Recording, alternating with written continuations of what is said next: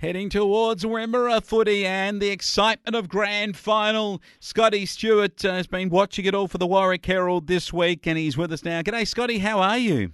Yeah, I'm going well, thanks, Wayne. Well, it was a big medal count earlier in the week and an eligible player at the top of the list at the end of the count. And that made for an interesting night because it meant that the next two players, Ararat's Jake Robinson and Stall's Tom Eckel, were equal on 20 votes and won the medal. Yeah, they did. It was an interesting one. I'm not sure. Just thinking about it, I don't think I've ever seen it with the winner being ineligible. People will prove me wrong on that one somewhere along the line. But, Tommy Williamson from Ararat polls 22 votes, but he actually was suspended in that game against the Warwick Eagles there in the second round and missed a couple of weeks. So that's unfortunate for Tom. But, Tommy Eckel, who is the school coach, he's always high up in the polling throughout a number of years now. So it's good, just reward for Tom. And the surprise packet of the night was Jake Robinson, Tommy Williamson teammate from Ararat. He's polled 20 votes, so he's had a great season there, Jake, and he'll have a big game this weekend. But Fraser Driscoll was another one from Nearly polled really well, 19, and you look through the votes, apart from, say, Tommy Williamson, who was ineligible, but the winners had 20, runner-up 19, and then Billy Lloyd 18 and Kyle Cheney 17. So there's only 3 votes separating first down to about fourth or fifth. So a really good count, and it was probably an expected one because there was no real standout throughout the year, but these boys got their just reward. They did. Southern Mallee Giants that had their boy Billy Lloyd with 18, as you mentioned, and your boy Carl Cheney, the star, with 17 from Warwick, the Eagles, and then Makita Rotamua Onus from the Southern Mallee Giants, 15. Jacob Byrne from Horsham Saints, and Ararat's Jack Ganley with 14. Yeah, excellent stuff. And a good night for the count. The only thing I wanted to chat with you about, the team of the year, the two sides that have finished up at the top, you've got the Southern Mallee Giants and Ararat, and just one player from Ararat in the team of the year, and a couple from the Southern Mallee Giants.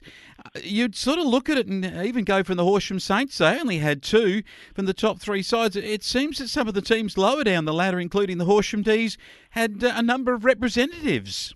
Yeah, they did, didn't they? It's a bit weird, especially with Ararat's undefeated season, and the one boy gets a mention in the team of the year. But the selectors they have their job to do, and that's what they come up with. But they're probably thinking there's a few more of the Ararat lads might have got in there. I'm thinking there was 4 Store boys, 3 Horsham lads, and a couple of Warwick Eagles boys jumped in there too, so that was good for them. But the Ararat one is probably a bit confusing. Yeah, I think so. And I don't reckon that the selectors, if you're going to be picking a team of the year, surely the players that have got teams to the top of the table, there would be more representation. But that is how they have seen it, and you and I weren't part of the voting panel. We look at the weekend's matches, though, and part of the panel that did do the job was Ararat. They were magnificent. They kicked an absolute cricket score for a final 25-21, 171 to Horsham Saints, 9-7-61. It was 110 points. The Southern Mallee Giants await them. The Rats, they said, we weren't happy with last week when we lost to the Giants and came out and pulverised the Saints.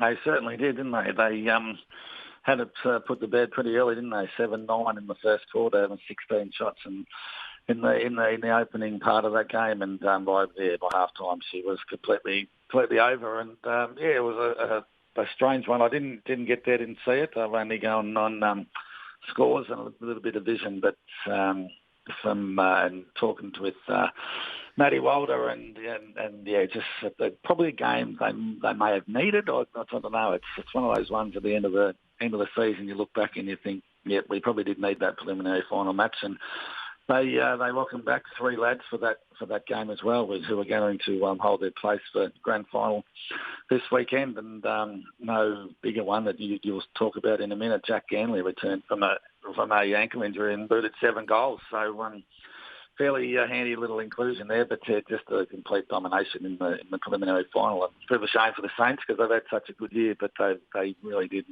run into a red-hot Ararat last weekend. They did, with Ganley 7 and Tommy Mills with 6. Reserve grade and the prelim final went the way of the Mighty D's, 16-8 to 8-4, a double of the score perfectly by them over Minyat Matoa. I think the league would have loved a Minyat Matoa side in the finals race, but it won't be. Ararat to get the D's in the grand final. But just to comment on Minyat Matoa, not represented on grand final day.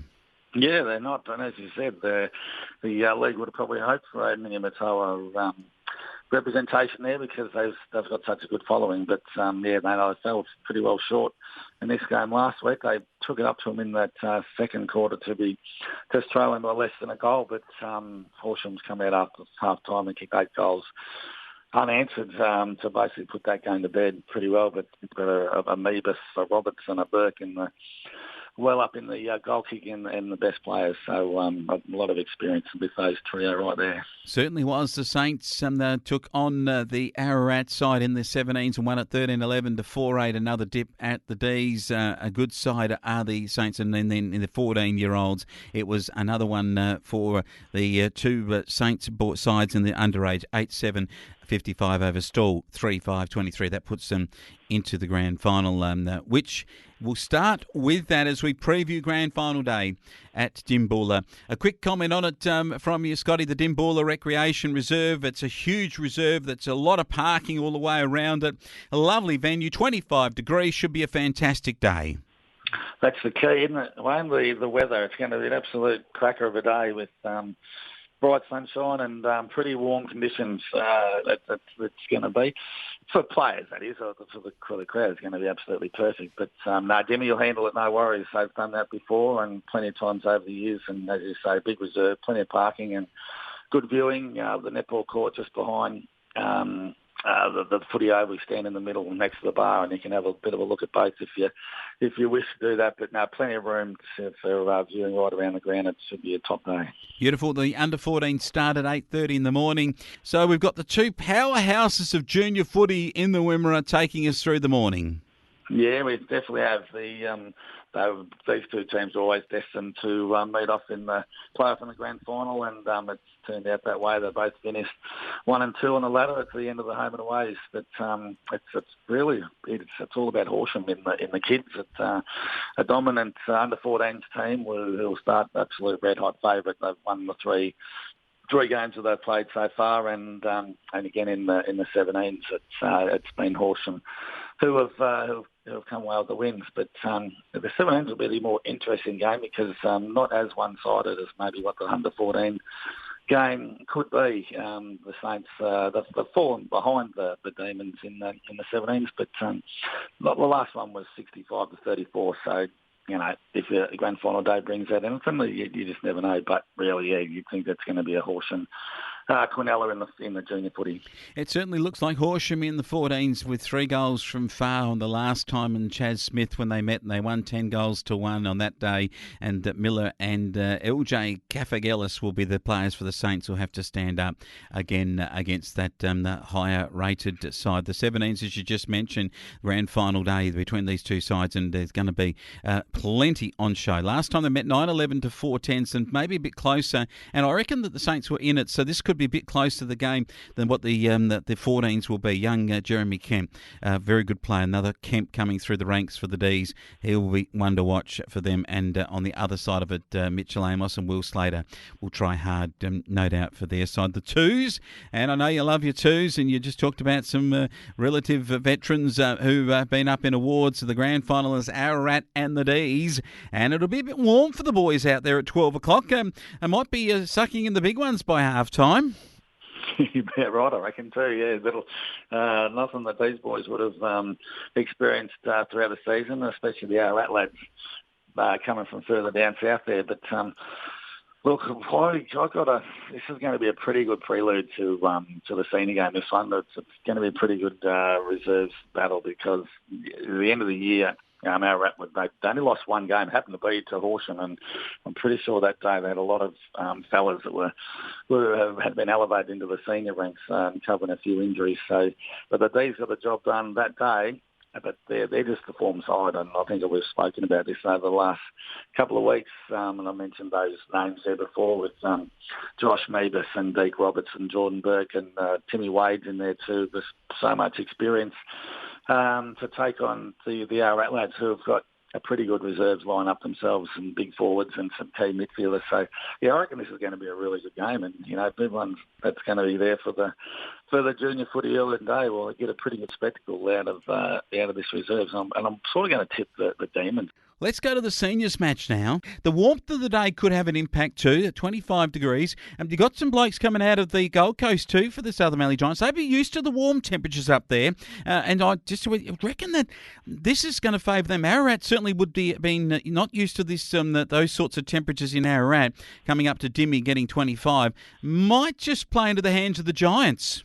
Yeah, I'm thinking that myself. They're weighing with the way the temperature is going to be throughout the day. It'll be pretty warm out on the ground. It'll be perfect for the spectators. But yeah, look, Ararat really none of these boys would have played in this weather all year. But yeah, if anything, it is going to favour the Giants in that regard. But basically, these teams will going in relatively unchanged. I know Ararat, they're going to be unchanged from last week, and Keren's going to be the one that's basically going to lead it from the centre bounce. If he can get in on top early and provide his midfielders with first use, that's all good for the Giants. But I'm sort of thinking with that game that Ararat played last week, it's one of those games where they may have needed that extra run. Josh Webster, I think he's going to play such a big role for the Giants up there at full forward. He's such a clever player, and always, he's always in amongst the goals. But then you look at Ararat, what they did last week with Jack Ganley coming in and kicking 7, and we were sort of talking a little bit there before about their recruit Tex Corraway. He didn't kick goal last week, but he's been one of their key forwards. But they've got plenty of options, haven't they? Tommy Williamson. On the ground level, Robbie Armstrong and the two medalists, Jakey Robinson. He'll have a big game, but then a lot will go back onto the Giants' defence one, and I think Coleman Shack is going to be another key there. It's like a general across half-back, and with him along with Liam Nelson, they'll create a lot of drive, and they can get it down into those forwards. Yeah, Joshy Webster, he's such a key, I think. He certainly is. And Sammy White also back there with Zach Robbins. Robbins going from forward to back. I think he'll play back just purely for the extra number back there. His experience in the back pocket, I think, will be very crucial, taking one of their big forwards like either Mills or Ganley, and obviously White will get one of them too. He's going to be, and midfield clashes are plenty, as you mentioned. Delahunty, his ability to ruck and knock down was what won the second semi-final. They were ability to be able to change up the direction of the play and give each of the different midfielders that they've got. The Giants start to just a very slight favourite. I'm going to tip them to beat Ararat in a thriller. I'm flicking that coin up in the air, and again, hoping it doesn't land on its side with this one. Wayne, I could nearly tip a draw here. It's just so close there. As Ararat has finished the season undefeated, but they come up short in that second semi-final, but then had that run last week and did what they did against the Saints. So it's just going to be so tight. So, but yeah, look, if Giants can get home and get that first premiership, good on them. But Ararat, after sweating on that one from last season when they went down, they come storming home against the Boroughs and just fell short. They'll be so keen to put that win on the board. And the old mate Matty Walter there, it's just Ararat, but don't take that with any confidence. Southern Mallee Giants will be right in this, right up their ears. Oh, she's a beauty. It's Wimmera Football. Scott, I've enjoyed doing the coverage with you again this year, and we look forward to the results coming through. The guys will cover off on it next week on our sports show, and you take care and enjoy your footy at Dimmy. Yeah, no worries, Wayne. Should be a great day.